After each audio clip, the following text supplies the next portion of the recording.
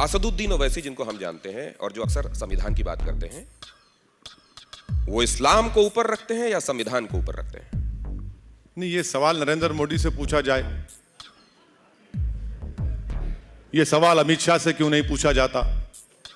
आपको मुसलमान दिख गया, बोलो।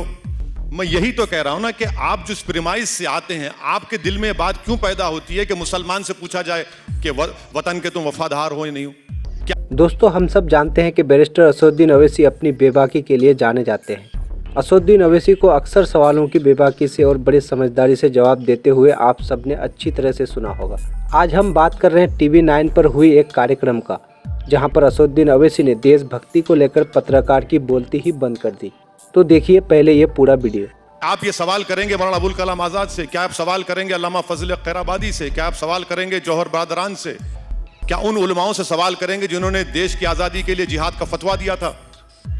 ये क्या बात है? बोलिए, 75 साल की आजादी मना रहे हैं, मगर आपके दिल में अभी भी एक कीड़ा है कि मुसलमान वफादार है या नहीं है।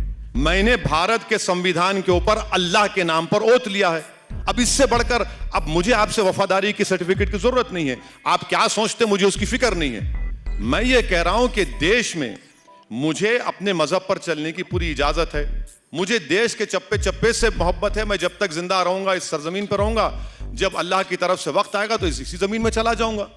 अब इसके बावजूद भी अगर आप मुझ पे पूछा जाएंगे कि ये सवाल है, क्या सवाल है? ये तो गलत सवाल है आपका। ये सवाल उठता ही नहीं चाहिए, प्रेमाइस ही गलत है इसका। संविधान पर आपका अकीदा है, संविधान को आप सबसे ऊपर रखते हैं? बिल्कुल, संविधान से देश चलेगा ना।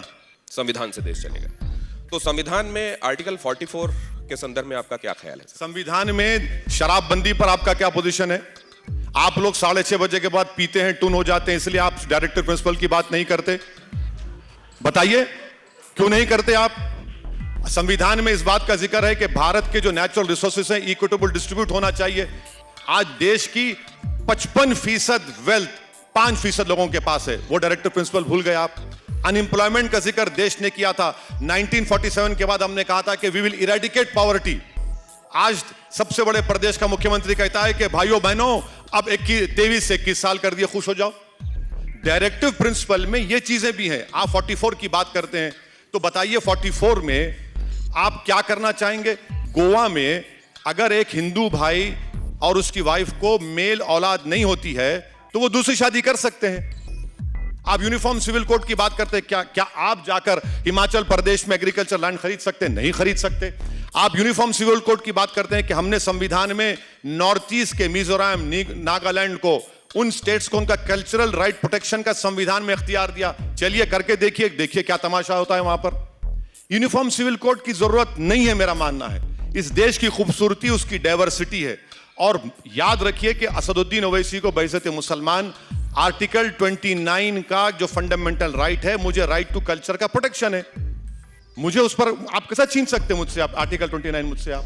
तो दोस्तों, आपको वीडियो कैसी लगी हमें कमेंट करके जरूर बताएं, और वीडियो को लाइक करें, शेयर करें और हमारे पेज को फॉलो जरूर करें।